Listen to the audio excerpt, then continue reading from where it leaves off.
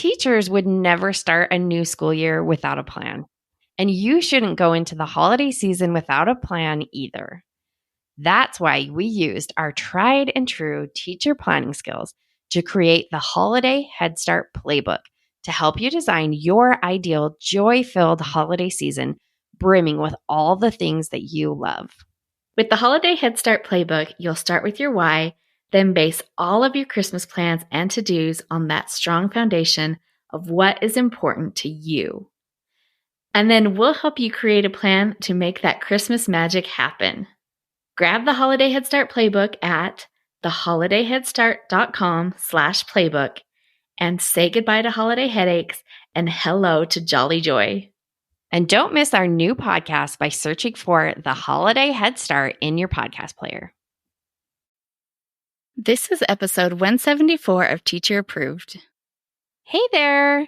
If I were to ask you what your biggest challenge is this time of year, I'm guessing one of the top challenges would be keeping your students engaged. It can be a real struggle. This week, we're revisiting one of our most popular episodes, all about how to add more active participation in your classroom to boost your students' engagement.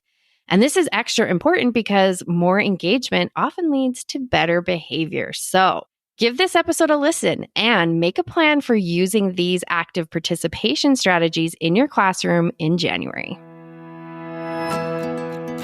You're listening to Teacher Approved, the podcast helping educators elevate what matters and simplify the rest. I'm Heidi.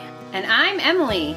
We're the creators behind Second Story Window, where we give research-based and teacher-approved strategies that make teaching less stressful and more effective.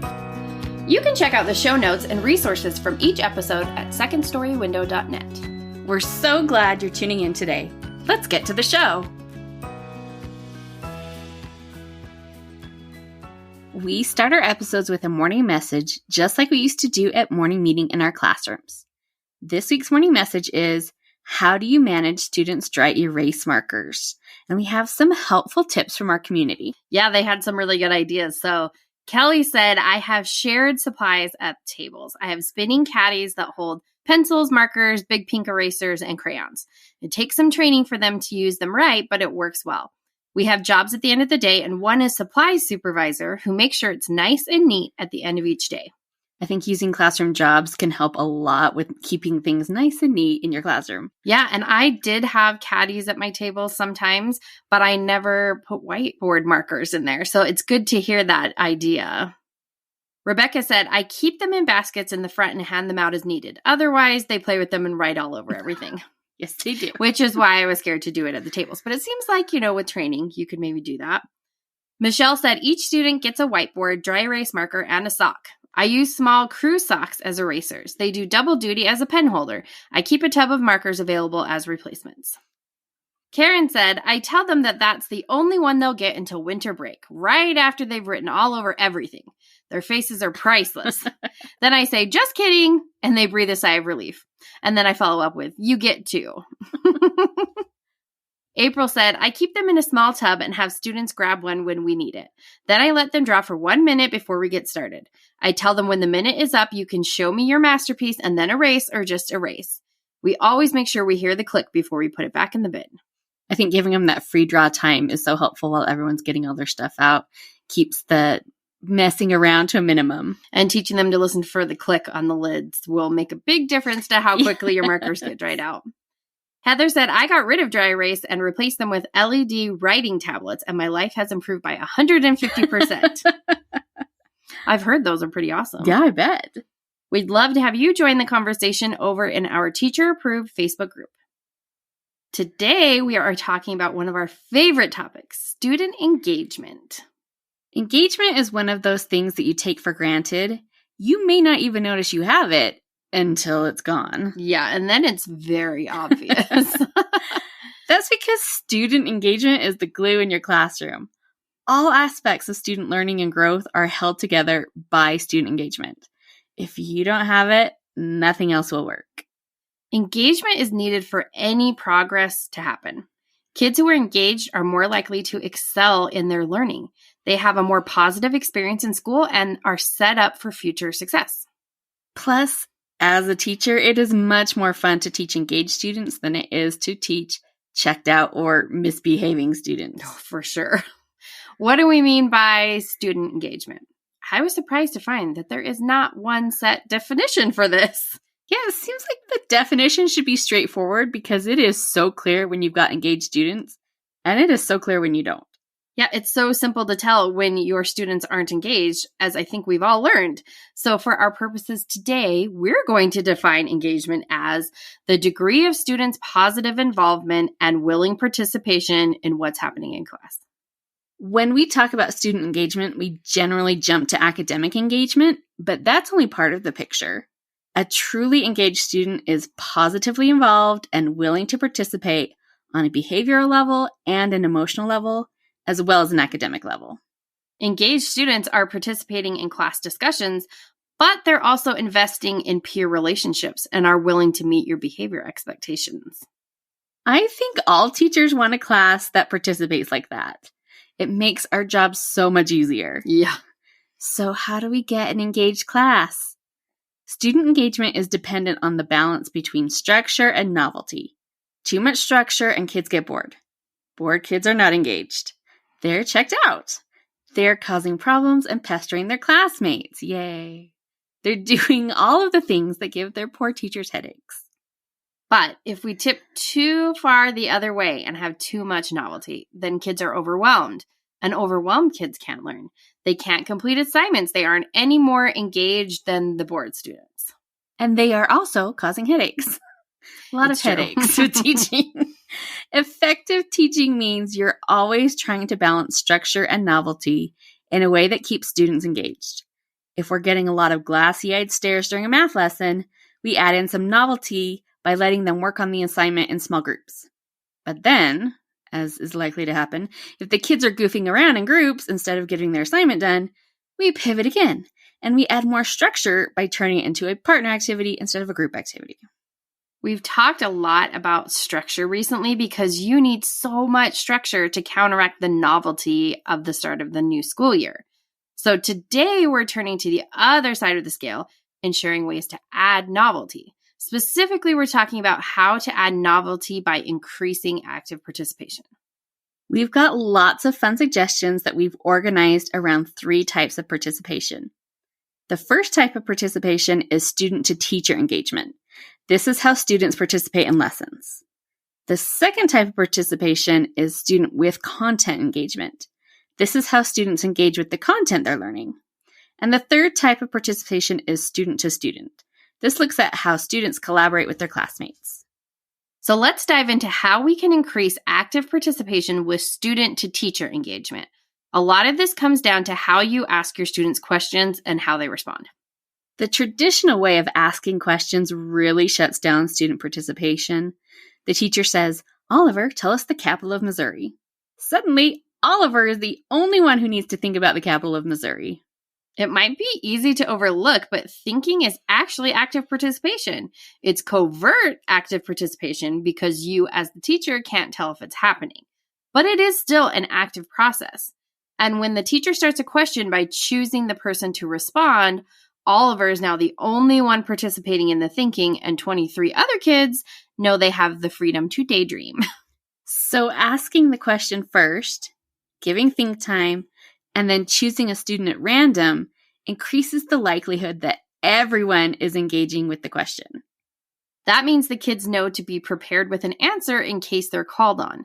But there are lots of other ways to get student responses besides just calling on a student. Having everyone write an answer on a whiteboard is a classic for a reason. You can't go wrong with that. And then you have the students hold up their answers. And if you want some tips for managing whiteboards and markers, go back to that morning message we just shared at the top of the episode. I like using whiteboards in my lessons because then I can easily see who understands the content and who needs some extra support. Another way to do that is to give students an action to do. You can say something like, touch your nose when you know the answer, or if you can tell me who the main character is, stick out your tongue. You can't tell if students are thinking of a correct response the way you can with a whiteboard, but it's easy to see who understands quickly and maybe who is struggling. Plus, adding an action is a fun way to sprinkle some novelty into your lesson without things getting too crazy. In our Jargon Journal vocabulary lessons, we use a prompt called Fist to 5. When a new vocabulary word is displayed, students are supposed to rate their familiarity with it. If they hold up a fist, they're signaling that they have never heard the word before, so 0 fingers. If they hold up all 5 fingers, they're signaling that they know a lot about the word and could explain it to someone else. And students might hold up different numbers of fingers to rate their familiarity with the word. If they recognize a word, students might hold up 1 or 2 fingers. If students know a lot about a word, they would hold up 4 or 5 fingers. I love this activity because it's such a good way to get kids thinking about their understanding. And it's helpful for me as a teacher to get a sense of how comfortable students are with the content before we dig into it. If you want a robust vocabulary program that makes use of lots of active participation, check out our Jargon Journal book units. We have several units that use fun picture books to teach vocabulary in engaging, interactive ways, and we'll be sure to link to that in our show notes. So Fist to 5 works great for vocabulary words, but you could use it for any content. For example, in math, you could show a geometric shape and ask students to rate from Fist to 5 how much they know about it. Going back to our Jargon Journal lessons, they also incorporate signals as part of a review activity. We display one of our vocabulary words at the end of the week and give 4 numbered definitions. Then students hold up the number of fingers that correspond to the correct answer. And this format works for any content too. Just display a question along with numbered multiple choice answers. Ask your students to hold up the number of fingers that correspond to the correct answer. Just make sure that you coach your students to hold their hands right in front of their chests. If students are putting their hands up in the air, your less certain students are going to copy your more confident students. And while that's not going to impact anyone's grade, if the purpose of this activity is for you to pinpoint holes in your students' understanding, you kind of need to know where those holes are. I also like to use a signal to let kids show me they're ready. I would say something like, after you put your name on your paper, hold up your pencil. That shows me you're ready to go on. Giving kids a task to do while they wait helps keep them from checking out. There's also the classic thumbs up, thumbs down. Give me a thumbs up if snow is a form of precipitation, or a thumbs down if it's not. But you could easily do the same thing with larger actions if you want to give your kids a chance to move. Stand up if pancake is a verb. Crouch down if it's not a verb. You could really add some fun this way. Turn in a circle if the answer is yes. Curl up in a ball if the answer is no. We love sprinkling in some surprise and delight with a signal. If you're worried about kids getting out of control with the silliness of a fun signal, spend most of the activity with just the basic thumbs up, thumbs down, and save the silly movements for maybe the last question or two. If you have the technology, a Kahoot or Nearpod activity is ideal for this type of response because you can see exactly how each student answers. Hey there, teacher friend. Do you have a question or concern that could use a teacher-proof solution? We'd love to help you out by answering your question here on the podcast. You can submit your questions to hello@secondstorywindow.net and put podcast question in your subject line. We can't wait to hear what's on your mind. Technology can also be a great resource for promoting student with content engagement. Depending on the age of your students and the technology you have available, students could be using devices to research, interact with, or respond to the content. But there are lots of analog ways to get students to interact with the content. A good quick write is always a handy activity. And quick writes are nice because really all you need is a paper and a pencil. You give students a prompt like, write down everything you know about goods and services, and then you just give them 2 to 3 minutes to respond. And honestly, if you teach the low grades, 2 minutes might be too long. Yeah. You can start a lesson with a quick write to get the students thinking or end a lesson with a quick write to see what they've learned. Exit tickets are another engaging way to end a lesson. They help students interact with the content and help the teachers see how well students understood the material. Activities that incorporate movement are a great way to keep students engaged in their learning. You could set up a Scoot activity where students shift from desk to answer questions. Scoot is fun, but it can be a headache to manage if you don't lay out the movement process very clearly. I like posting questions around the room instead and just letting the students walk around and answer them. That kind of helps cut down on traffic jams and confusion. Yeah, and everyone can move at their own pace when you do it that way. Or instead of posting questions, you can post answers or statements in your classroom corners and do a 4 corners activity. You read a question and the students move to stand in the corner that they think answers the question. 4 corners is especially fun if the responses allow for some discussion. Maybe a question like, why do you think that insensitive is a good trait to describe this character? And then the kids in each corner can discuss their ideas before sharing with the whole class. An even simpler way to incorporate movement with your content is to have kids move to different sides of the room. Tell students to stand on one side of the room for one answer and the other side of the room for a different answer. The nice thing about the sides of the room activity is that it doesn't require any prep. If you can see your class is a little checked out, this is an easy way to incorporate that novelty on the fly. Another no prep way to boost student engagement with the content is to change up the tools that they use to complete an assignment. So maybe you let them use markers or pens for their spelling practice, or have them solve a math problem on a sticky note. That'll feel like a win for kids. The novelty of a new tool is a great way to boost student engagement. So we've covered student to teacher engagement and student to content engagement, and now we've got our last type, which is student to student engagement. The simplest way to incorporate this type of engagement is the classic turn and talk. You give students a question and then have them turn and talk to a neighbor about their responses. You definitely have to train students how to do student-to-student activities before you use them in a lesson, or you will have chaos. But the learning that comes from these type of activities is worth the time and effort it takes to teach students how to work together. Thanks to professional development, we're all probably familiar with the jigsaw activity. Oh, the jigsaw.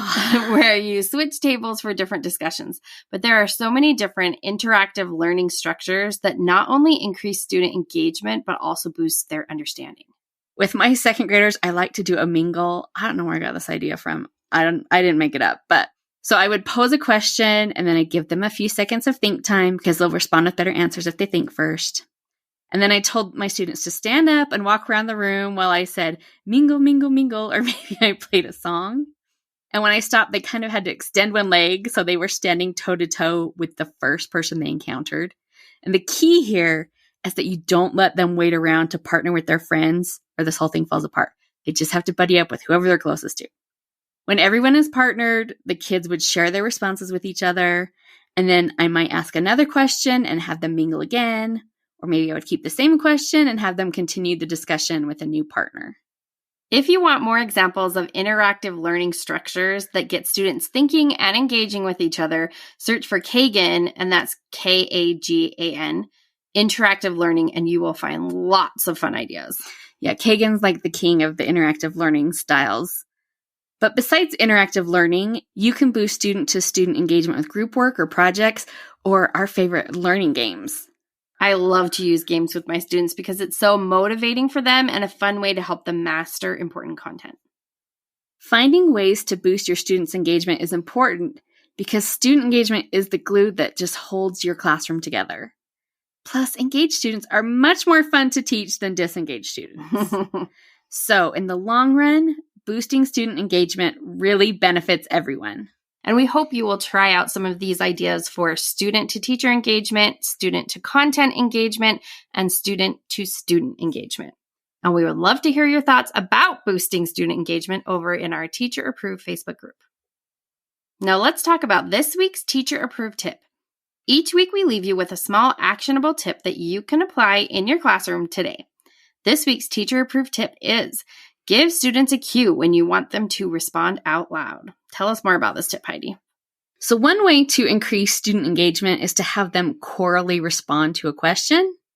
Anytime the response to a question is going to be a short and straightforward answer, asking for a choral response is nice because it means every student has to give an answer, or, most of the students, I guess. But we also don't want to train students that we accept blurted out answers. So the way to avoid that is to create a cue you can use when you want a choral response so it's clear to students that this is the moment they are allowed to respond out loud. To do this, you'll need something like a signal and a verbal cue. Maybe your signal is holding your hand up and your cue is saying, everyone, while you cup your ear. So that might sound like this. In a moment, I'm going to ask everyone to respond, but for now, I just want you to think about the answer. While my hand is in the air, you should be thinking, how many syllables are in the word watermelon? So you hold up your hand in the air for a few seconds, and then you cup your ear and say, everyone, and the class responds, 4. The nice thing about this is that if students do blurt out, it's easy to gently correct them. You can say something like, oops, I heard someone answer, but my hand was still in the air. Let's try it again. This time, wait until my hand is by my ear and I say everyone. By having a structure you can remind them of, you're solving the problem without making your students the problem. If you have a choral response cue, please come share it in our Facebook group. We would love to hear your ideas. Yeah. To wrap up the show, we're sharing what we're giving extra credit to this week. Emily, what gets your extra credit? I'm giving extra credit to salt lamp nightlights. Ooh, fancy. So one of my favorite Instagram follows is John and Sherry at Young House Love, which is funny because I don't DIY at all, but I just like them as people. So last year, Sherry shared these salt lamp nightlights she had gotten for around the house, and just to add some extra light in the dim hours. So I got one for my kitchen backsplash just to try it out, and I love it, especially now that it is getting darker earlier and earlier. Boom. Against my express wishes that it stay light until 9 p.m. all year round. Still mad about that. Same. I think I'm going to try adding some more of these nightlights around my main living area, though, because it's a really warm, soft glow that boosts the feeling in the room and the light. I just don't know how to explain it, you guys. You just have to get one. If you have a spot, you want a little extra light as we head into the most terrible winter. I hate winter so much. Give these a try.